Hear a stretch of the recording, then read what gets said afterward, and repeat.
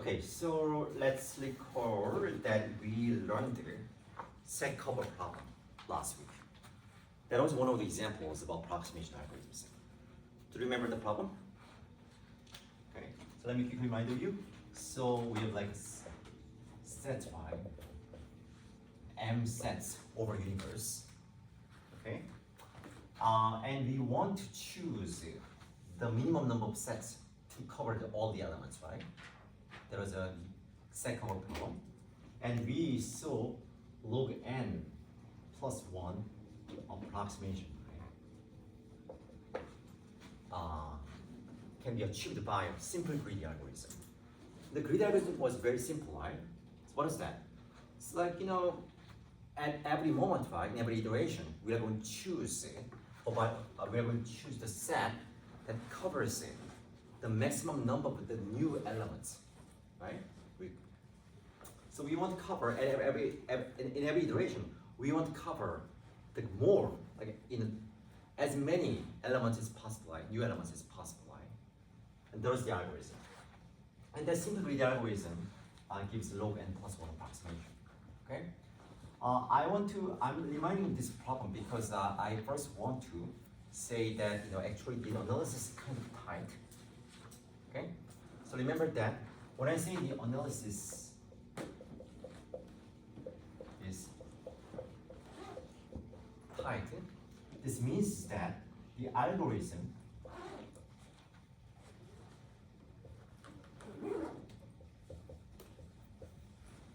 okay, so let me be more precise here. Then the algorithm's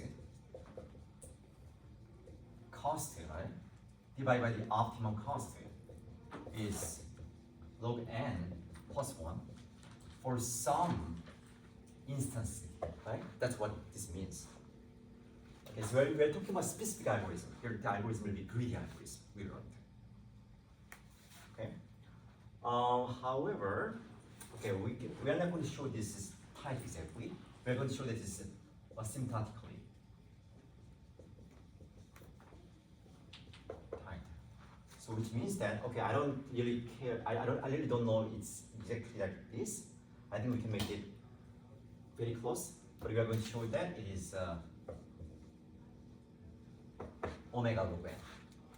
You know this notation, right? You don't know? Okay. So omega log n means the following. Okay, so I just give you I can just simple example rather than just giving a formal definition. So like right, this is some function in n, right? But this is I don't really care about these small terms, right? Because this cubic term will dominate the others, right? So now you can, okay, now you want to see how fast this function grows in n, and you can try to upper bound it and lower bound it, okay? So this O is the upper bound, okay? What this means, O means that when you say f is over g, that means that f is upper bound by g asymptotically, which means that f is n more c times g for some constant c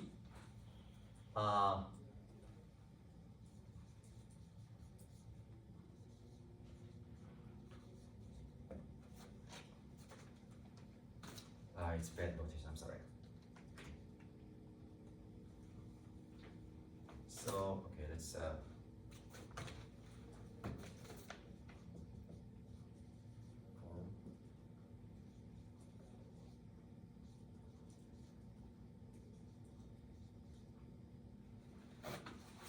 okay, what this means that you can upper bound the f by g by multiplying some constant c.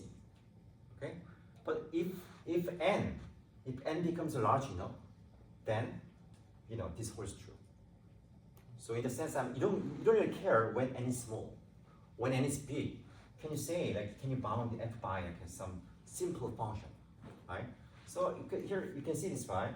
Like for example, you can see that this function left hand side is upper bounded by say like 10 times the n cubic, right? When n is sufficiently large. So that is force. And this F equals omega g means the opposite thing. Okay? So this means that F is low bound by g by some constant c when the n is large. So so basically F equals omega g is same as g equals of F. Right?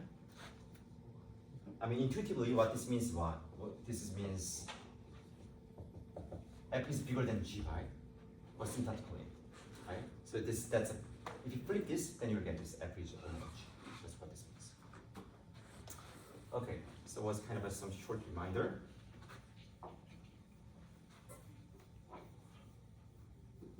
Okay, once we show that the analysis actually are syntactically tied, we are going to see briefly talk about linear programming. Okay.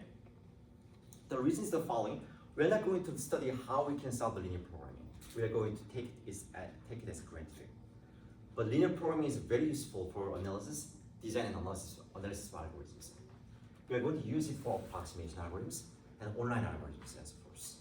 So we are going to look at that. Okay.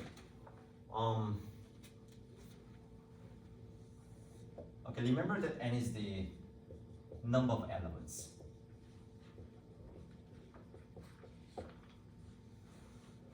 Okay.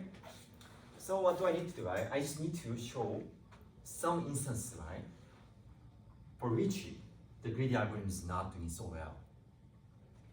Okay. So here's a very simple instance.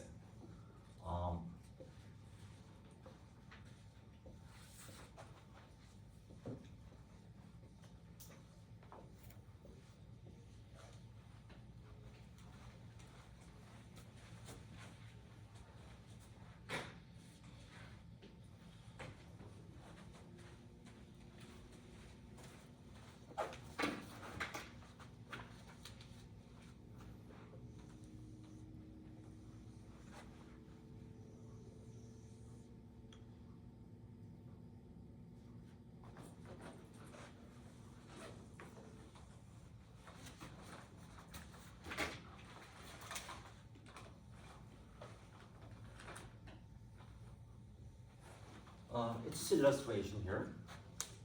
So basically, we have n over 2 elements in the top, and n over 2 elements in the bottom. Okay. So like each circle represents an element. So you're seeing 16 elements, right, in total. And each like shape, right, oval shape represents a set. So this blue set includes these 2 elements, and this blue set includes 2 elements, and this set includes 4 elements, and this set includes 8 elements, right? And you can also see that these each of these red sets includes half of the elements. Okay? So what's the optimum here? How many sets do you need to cover all the elements?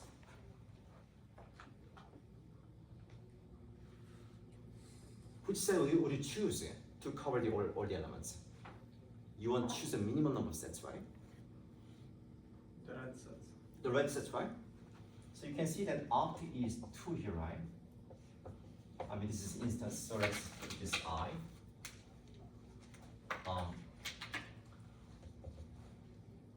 This 2, agree? Okay? But then, now let's think about the algorithm. The greedy algorithm, right? So the greedy algorithm could choose this blue set, right? It also covers 8 elements. So it's possible that you could choose this blue set. By tweaking in this instance slightly, you can actually force to the greedy algorithm to choose the blue set. Okay, by adding like one more dummy element in force. But anyway, it's not very important. So we first choose this blue set, and then all these are gone, right? And then now you see like a similar pattern right here, right? Then you can choose the next blue set, and this blue set, and this blue set, right? So what can happen is that, luckily, this will be like every time, in every iteration, I'm reducing the number of uncovered elements by half, right? Therefore, it will be roughly log n. Okay, I mean probably divided by -1. It doesn't really matter. Okay, agree? So that's why you see for this instance we are choosing log n, while the optimal solution chooses only 2 sets. So we show this analysis tight, asymptotically. Any questions about this? Can you explain again how you got the log n? Log n, okay, sure. So this is a 2-stage here. First, I'm claiming that we only, the grid may choose only blue sets. Okay? So when you choose the first set, you cover the half of the elements. And then, okay, so in other words, the number of uncovered elements, y,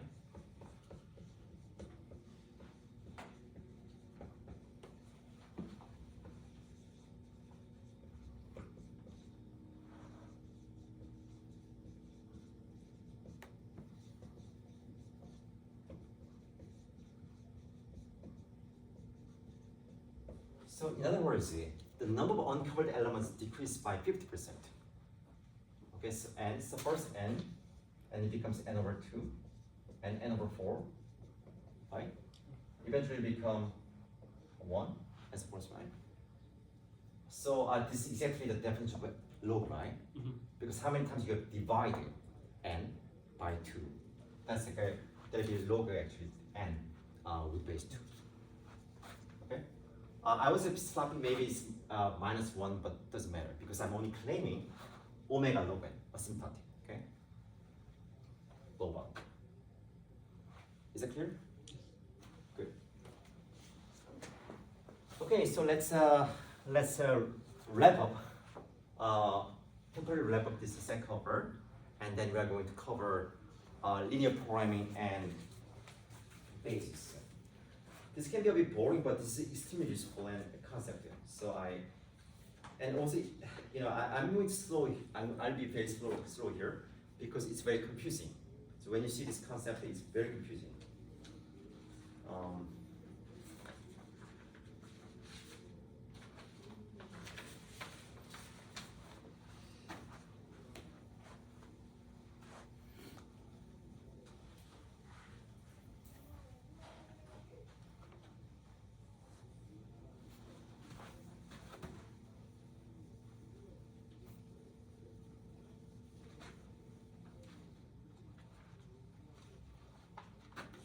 So, do you know what is linear programming?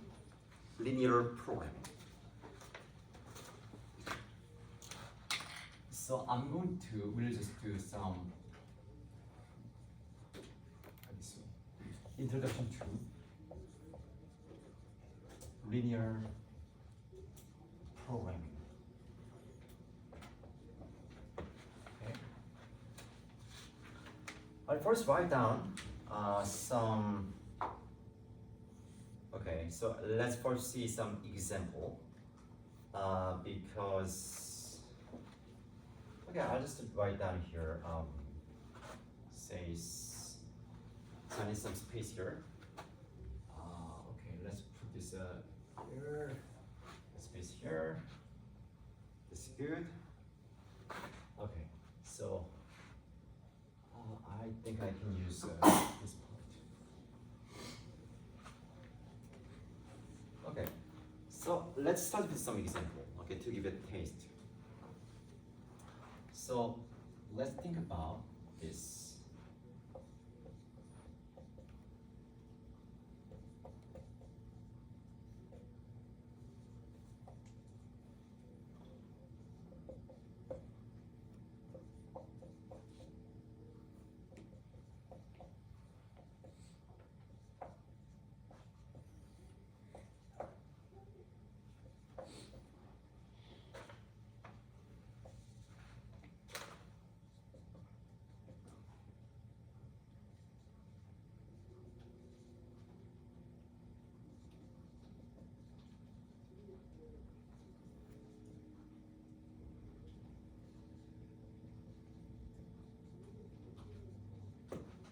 Okay, so what do we have here? So we have three variables in this example, okay? And these all three variables must be non-negative, okay? And we want to set these variables to certain values, okay? But we have some constraints. So we have three constraints here. Oh, the summation of 4x1 plus 2x2 plus 3x3 must be at least 5. And we have also secondary and third constraints. And we have an objective here. So we want to minimize this linear function. Okay, this is called this is linear programming because you can see we have variables, but the function, the object function is linear in the variables, and those constraints are linear. Linear means that okay, so you have it's a linear function.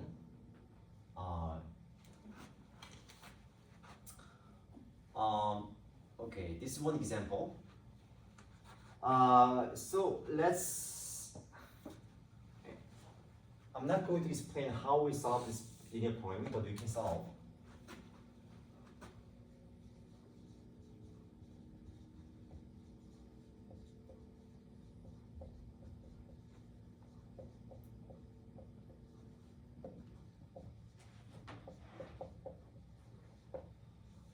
Let's take it granted. Okay, so there are multiple methods to solve this. Yeah, although like interior point method or some ellipsoid method, they run important time. But in practice, people like to use a simplex method that works super well. Anyway, so we can the idea is that you can solve linear programming pretty fast. Don't worry about that. Okay. Then okay, let's talk about the canonical form, like some regular form of linear programming. So it has the following form here.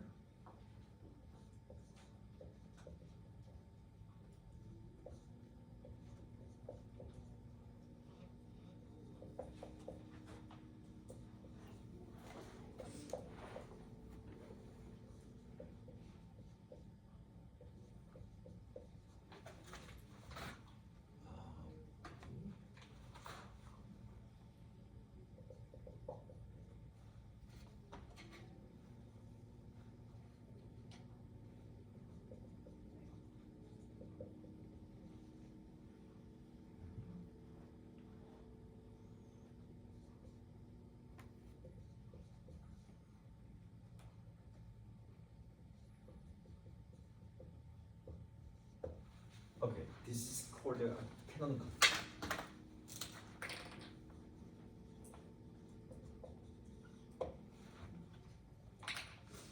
So the linear programming can have different forms.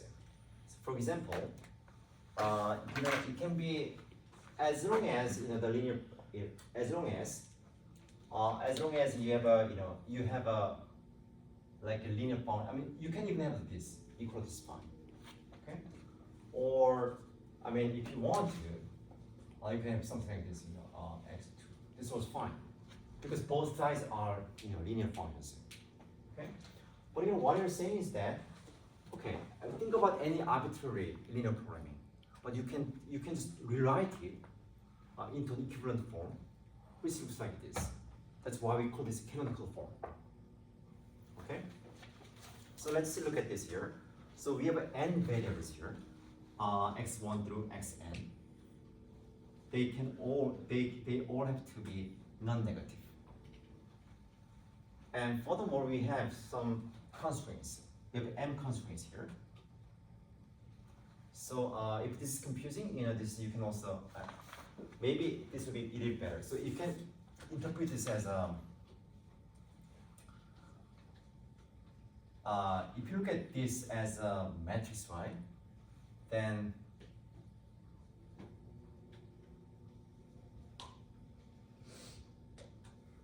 you can also look at you can also think of this as a matrix multiplication times a vector is at least some vector, but it's up to you. We don't have to remember this. So anyway, we have a bunch of linear constraints here, and note that here like a linear function is at least something, right? I'm sorry, this should be bi. Okay, so it makes sense, right? Because if you don't have this value in low bound, right, then you can set like xj to 0, right? But you cannot set all xj to 0, right? Then it could violate this constraint, some constraint, right? So there are some like there's some low bound, right, that prevent you from setting xj's to zeros. Okay, so this is called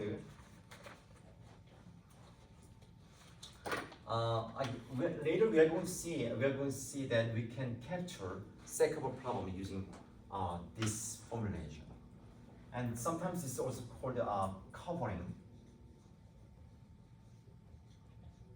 LP. So LP stands for linear programming. Okay. So the idea is this, right? Again, why it's called covering LP? Because think of this BI as demand. Okay. Suppose you want to buy some J. So like imagine that you buy J by xj units. Buy xj item J by xj units. You want to you can cover you can cover the demand by xij by xj units. In the sense, it is called a covering error. Okay. So what's remarkable about LP linear programming is that we can talk about its dual. Okay. So let's look at a closely related form.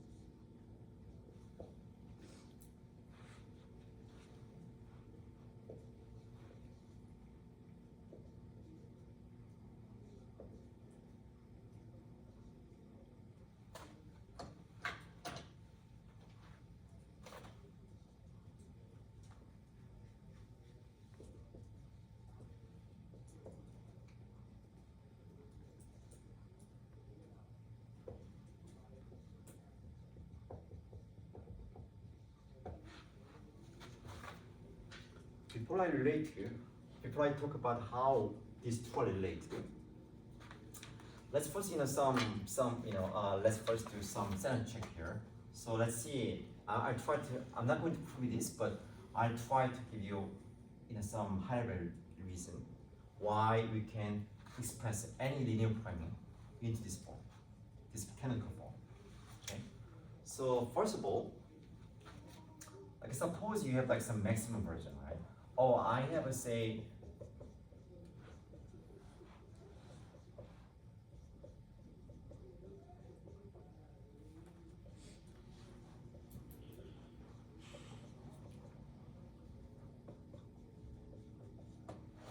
How can you change this minimization problem? Can you?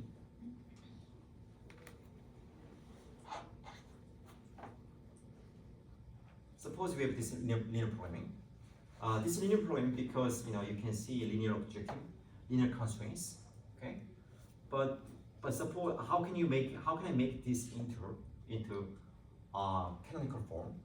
The canonical form has a minimization objective, right? How can you do that? Do you see?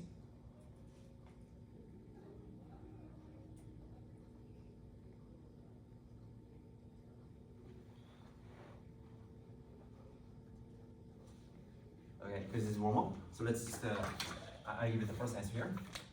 So I'm going to replace this into with minimum minus x1 minus x2, right? Because I flip the sign, minimization negative x1 plus x2 will be the same as maximizing x1 plus x2. Okay? So I can easily change the objective into minimization. Not a problem, right? And then, okay, suppose we have suppose you have like this constraint, right? Now it's equality, right? How can you do it? But you cannot have equality, right? In this formulation. How can you do it? How can you make how can I just change it, massage this constraint here, so that I can only inequality type constraints. Do you see how? So x1 plus twice x2 equals 4, right? But I know that I can, change this to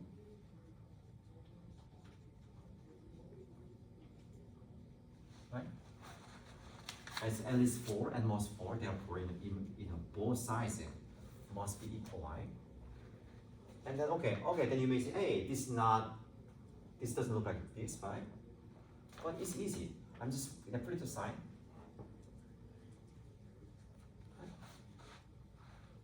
It's good. Okay. So also finally here, so what about this guy? Like it says that variables can have only non-negative values. But in reality, you may want to actually set the variables to some negative values. So what can you do? So for example, suppose you have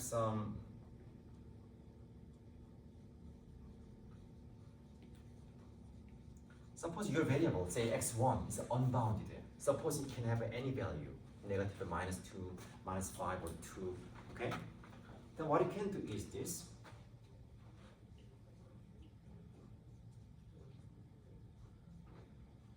So I'm going to replace x1 with x1 plus minus x1 minus. These are some two auxiliary variables. So, and I can set these two.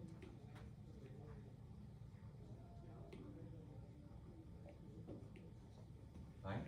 So if I replace x1 with this, right, then, and I can assume that both variables have a positive values, non-negative values. So anyway, so I just briefly explained that why we can assume that, or why we can always assume that we can rewrite linear programming, such that we have this canonical form. It's good? Yes? How did you change the equation was like x1 plus, this one, to the greater than or equal? Why did you do that? So, okay, because, why? Okay, first why? Why am I doing this? Because I can only have inequalities, not equalities, right? So instead of like one equality, I'll try to have two inequalities. Okay, and this equality will be equivalent to with these two inequalities together. That's one. Is it good? All right, so I'm going to delete this. So this is it's good. So great. Now I want to talk about how these are two are related. This is the most confusing part. Okay, so I think this is not very difficult. I mean, you can say, oh, this is linear programming. We assume that we can solve it. Not a big deal. Okay, but the mysterious part is that we can think about the dual of the linear programming. So this is primal, and this will be dual. Okay, and as you can see from the name, they must be really related, right? So, okay, so very interesting thing here.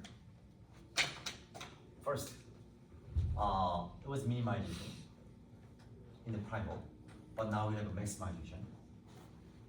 Okay, so here we had n with n variables, right?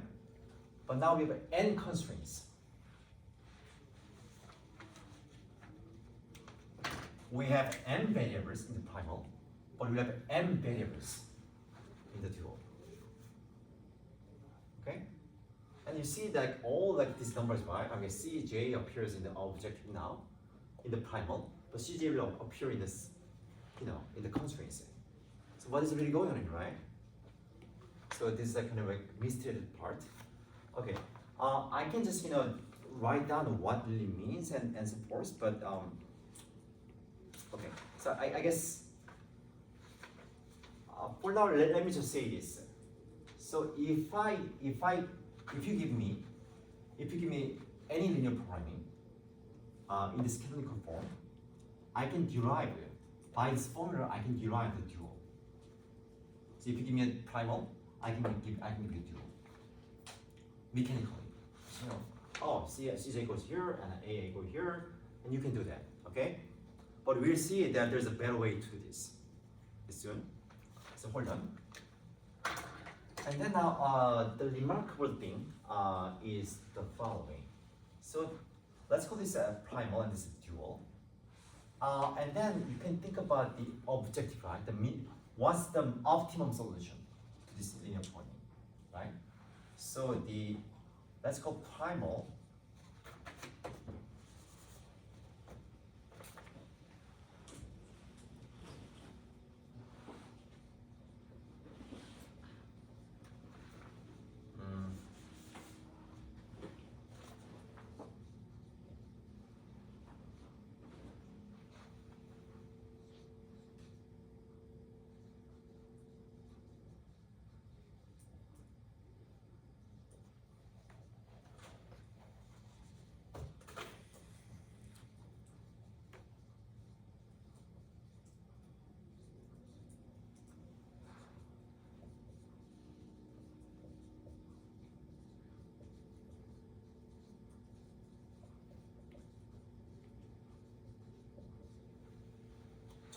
Okay, when I say feasible, it means that it satisfies all the constraints.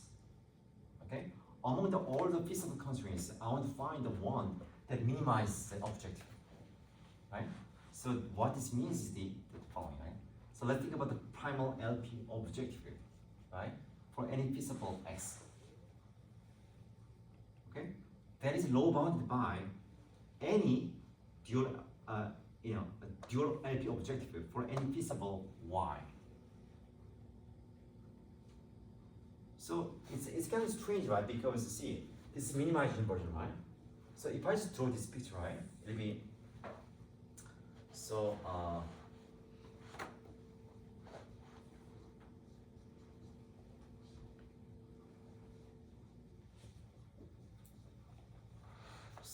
choose any feasible solutions X and Y, okay? That are feasible to the primal and dual respectively. And this is the value of the objective. Then it's always the case.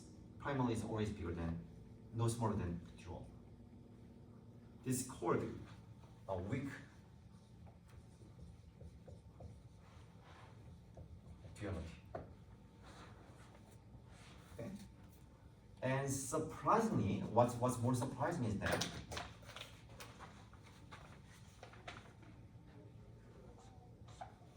they are actually equal.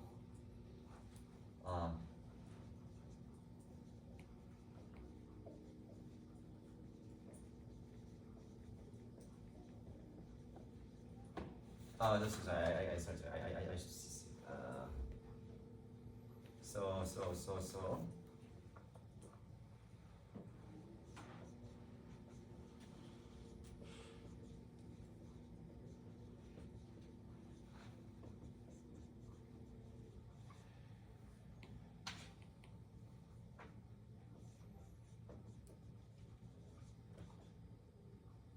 Optimal primal.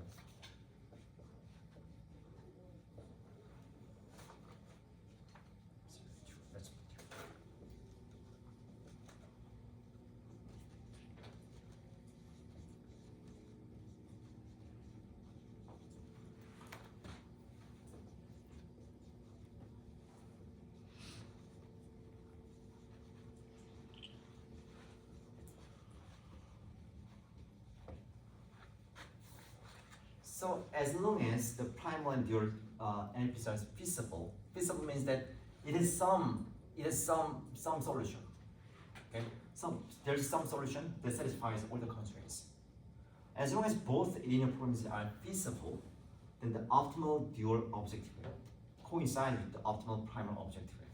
This is called strong duality.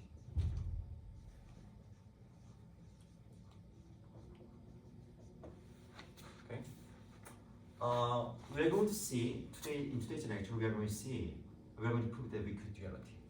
Okay. proving strong duality is not a big. It's not super difficult, but it needs more work. But in this lecture, we only cover weak duality. Okay. Okay. But so far, it's very confusing, right? Why is true? Like it's very abstract, right? So let's see where. Okay. Now we are going to try to see where does this dual come from? Okay. Once you understand that, this weak duality will become very clear. Okay, that's the plan. Any questions so far?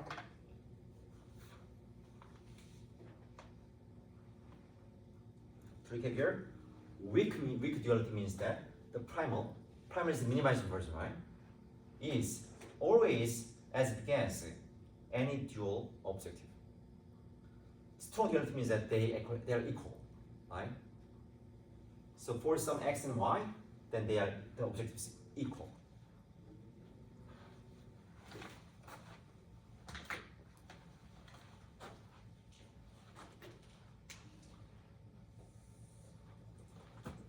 Okay, so now why do we do this? Why do we do this dual? Okay, why do this, right?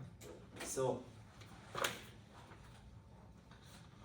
of course, you can solve this in the linear programming. You can find the best x values. Okay, you can do that. But without solving, the question is the following question. Without solving, let's call this primal.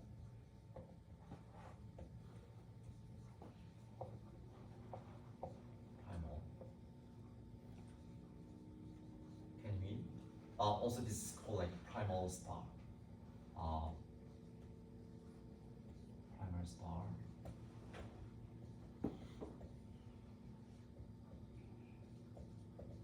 Let's use a primal star to denote the optimum objective of this linear program. Okay. So here's my main question. Without solving the primal, can we low bound?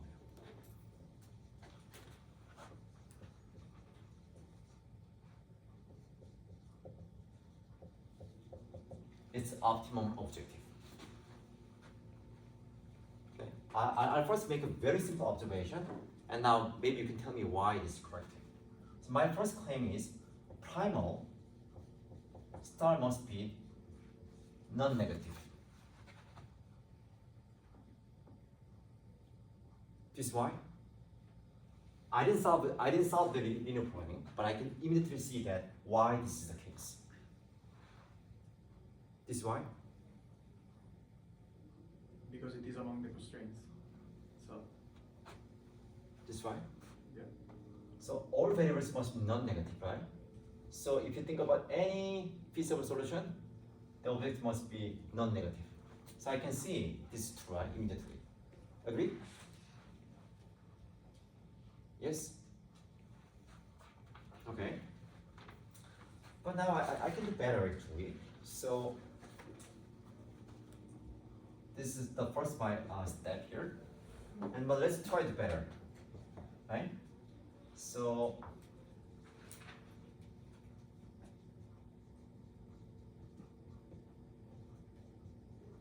this is the object, right? I just copied it, right? And then, okay, what I can do is this.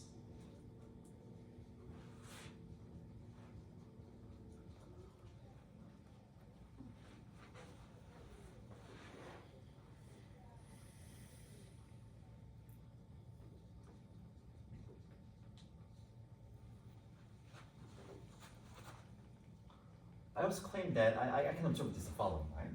So this must be at least as big as this. Okay, so what am I doing? So you see, this is the left-hand side of this first constraint, and this is the left-hand side of the second constraint. Okay, so I'm linearly combining. Actually, let's put one here. Linearly combining these two left-hand sides here. Okay, so I can check this easily, right? Because okay, if you look at the coefficient of x1, it's 6 here. Coefficient of x2 is 4, and 4. Coefficient of x3 is 3, 2, but here it's 1, right? So discard 2 because I know that x1, x2, x3, all these values are non-negative. Okay, so and what's the good thing here, right? I know that any feasible solution, right, must satisfy the constraint. Therefore, okay, I know that this gotta be at least 1 times 5, and this gotta be at least 2 times 3, right? Therefore, it will be at least 11. Agree? Okay. Any question? Yes. How did the last one came? The last one? Okay, great question. So this right, this is at least 5. Okay, or for any feasible, right? And this is at least 3 by constraint. So 1 times 5 plus 2 times 3 at least. So 11. Okay. The point is that I didn't solve the linear programming. But however, I was able to low bound this primal, the optimum objective. Okay, so let's do one more step here. We can do better job here. So actually, by using all the constraints, we can do this. So 1 times 4x1, 2x2 plus x3. Plus 1 times x1 plus x2 plus 1 times x2 plus x3. Okay, then yeah, and then you can also check that the x1's coefficient is 5 here, so x2's coefficient is 4. And this coefficient is, I think it's 2. I'm sorry, it's 2. So this is also 2, right? And I know that this is at least 5, and this is at least 3, and this is at least 4. Therefore, I know this.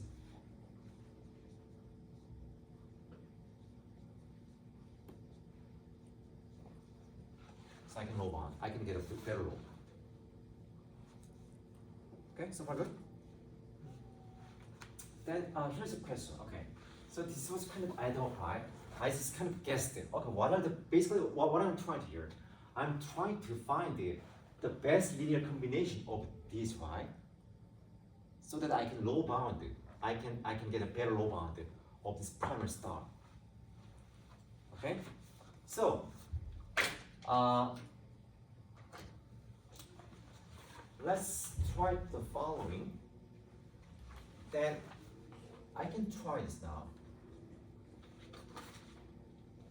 This is very important, so I'll do this, okay?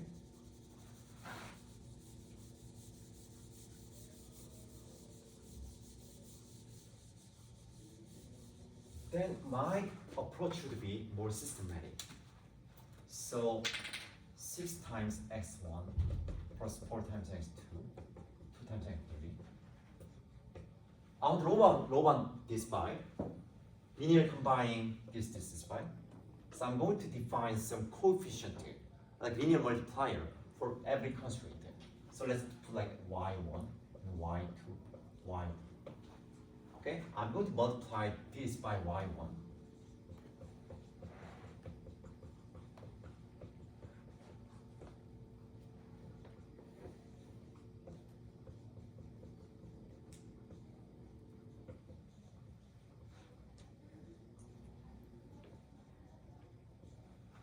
Good.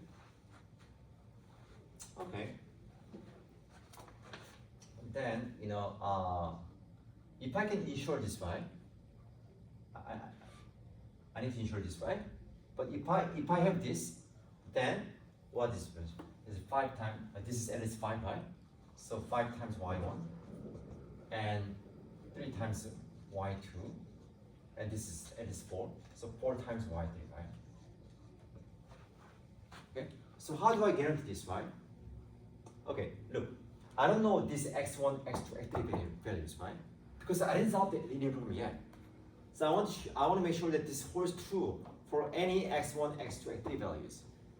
Okay, how can I do that? So to do that, you know, if you rewrite this by, so then that's why I need to look at each variable's coefficient, right? So the x1's coefficient, right, is 6 here, and it'll be 4 times y1 plus y2, right? So 6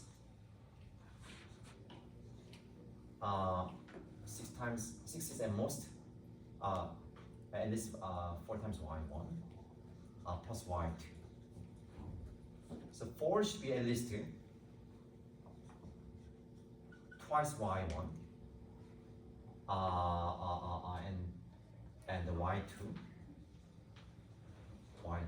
because this is coefficient of x2, right?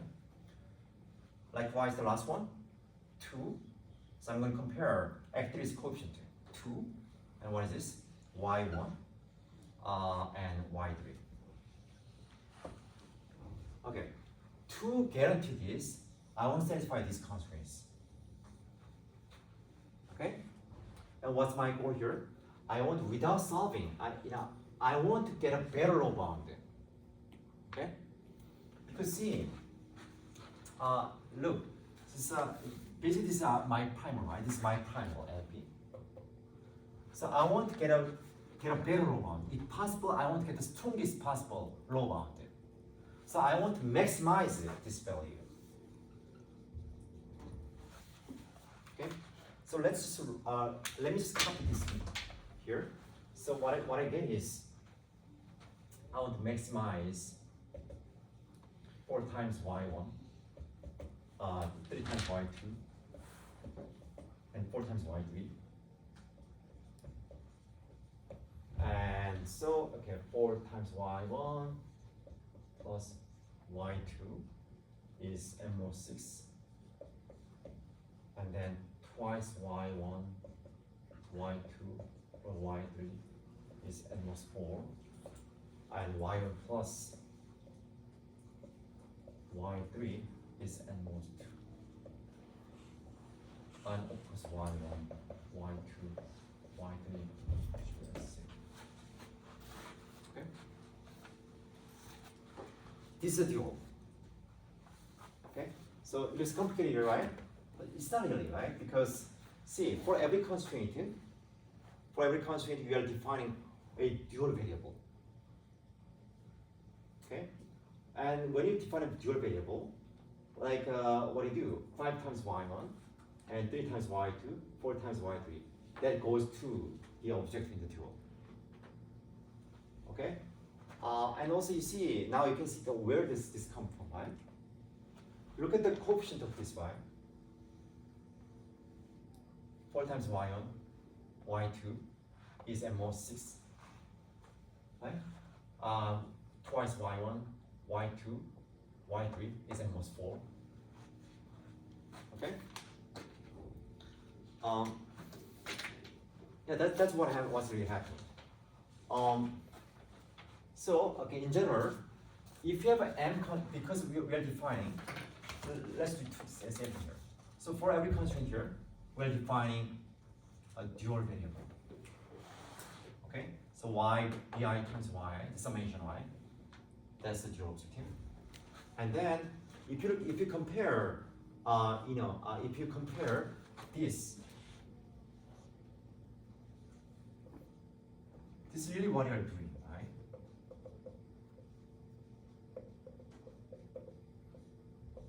So we linearly combine these, right, with multiply yi. Then look at xj's coefficient. Compare. Then you'll get exactly this. Okay? And likewise, it's really symmetric. So you can actually think of this as a primal if you want. So there's no like really clear distinction between primal and dual, but primal usually use primal to like refer to the linear problem we are interested in. But dual, we look at the dual because it reveals some like better structure. It helps us better understand the problem. So for every dual here, constraint, we have corresponding primal variable. I see. Like as here, so we have a x1, x2, x3. Now, do you see how they are related? Okay, so again, you can use this formula. If I give you, this, what you can do is that, if I give you linear programming, you can first rewrite in an LP linear programming into canonical form and apply the formula to obtain the dual. Or you can just use like this, this process, right? Then, but I also use this process because in my head, that's more. Then I never forget. Any questions here so far? It's good.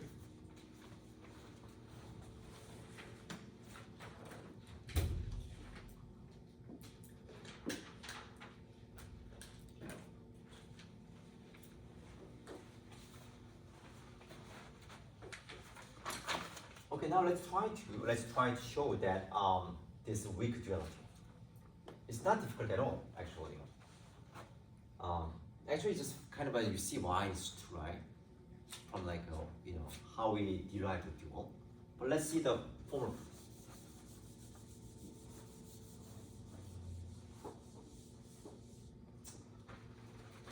Okay, so using the notation, so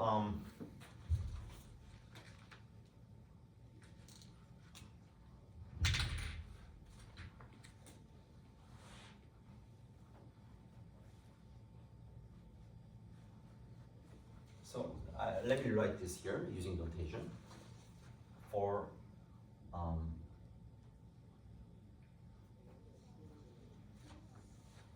it's a rewriting.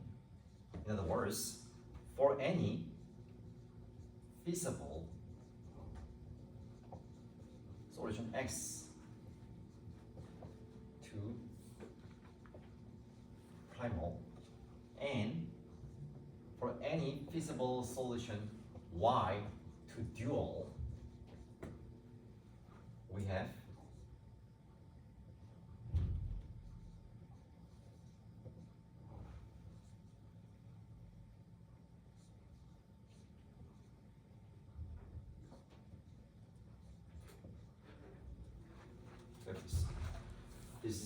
this is the primal subject y, which we want to minimize, and this is a dual subject we want to maximize. Okay, this is weak duality. Okay, let's try to prove this. Actually, it's not difficult at all. It's if you look at this y. Okay, this is right. This is dual object, right? What you know is that Cj, okay, this in xj satisfies all the constraints, right? Therefore, Cj must be at least this much, right?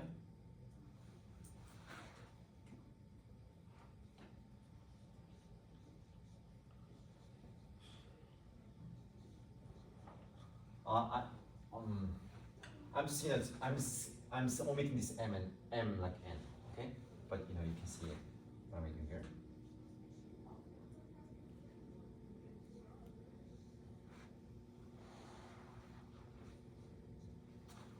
Agree? Again, here what I mean is j is that I mean that j is from like 1 to j is 1 to n, I is 1 to m, but I'm just omitting those for this to simplify the notation. Agree so far? Okay.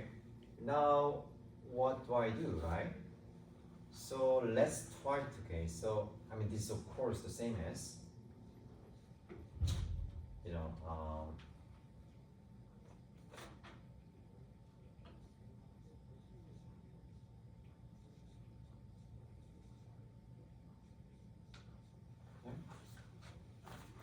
and then now I'm going to change my perspective here. So this was coefficient of x, y. I'm going to look at this as I'm going to rearrange these terms, right? So I can see the coefficient of y. Okay, so I can, what I do is that y is for what? Y is I.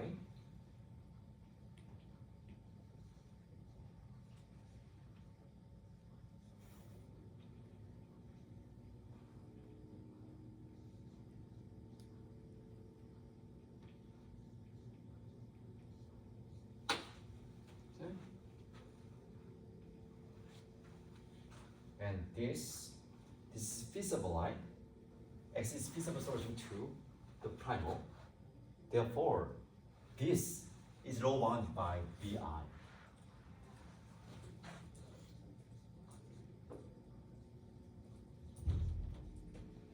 So which is the primal objective. Okay. So good. So but the good thing is that so is a proof clear? Yes, good. Then as I said before, this weak duality only says that the primal objective is only low bounded by the dual objective, right? But actually, you can say even you can make a strong claim, namely, the both are equal. Okay, for some x and y, if the both are feasible, both are feasible, actually the primal objective, optimum primal objective is equal to optimum dual objective.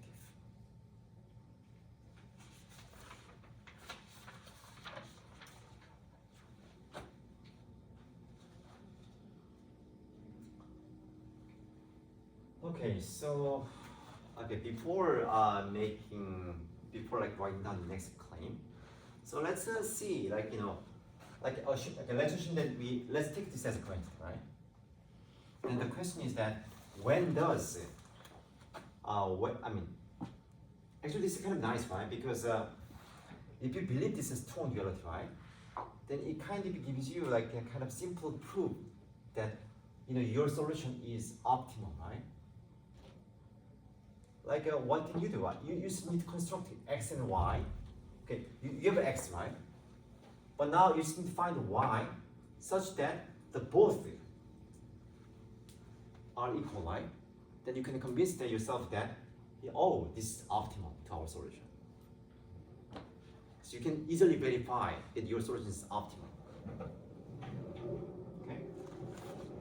So when these two can be equal, let's see, where then there are two inequalities right here, right? So which means that for every j, this gotta be the same, right? So if xj is non-negative, right, then the cj must be equal to this, right? So let's look at this, right? So good.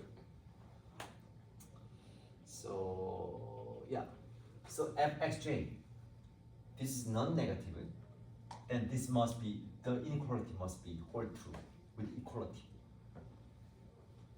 Okay. Likewise, to make this equal, then if for any yi that is non-negative and non-zero, then the constraint must hold with equality. Okay, so that's why this comes from. This is called a complementary.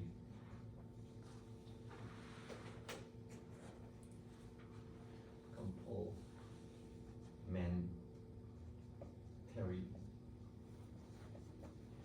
slackness condition.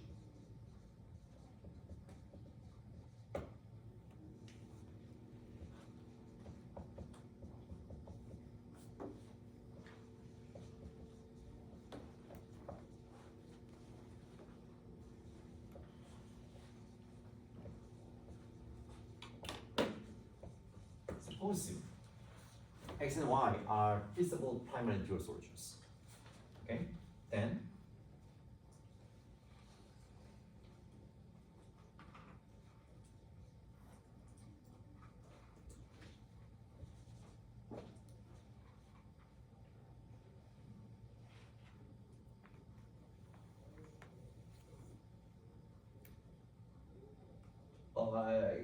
this is the first definition here.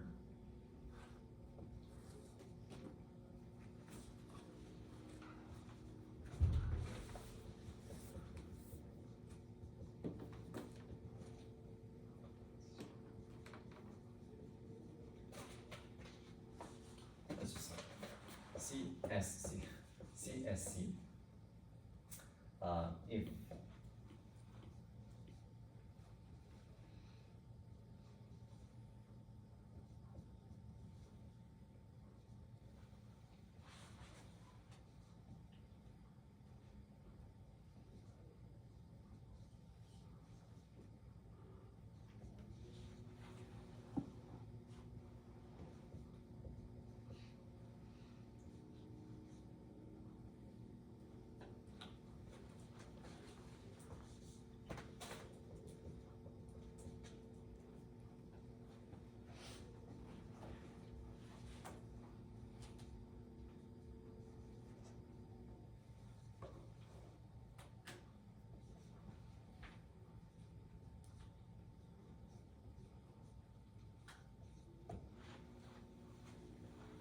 okay, this definition. This is exactly what I said here. So then the claim is that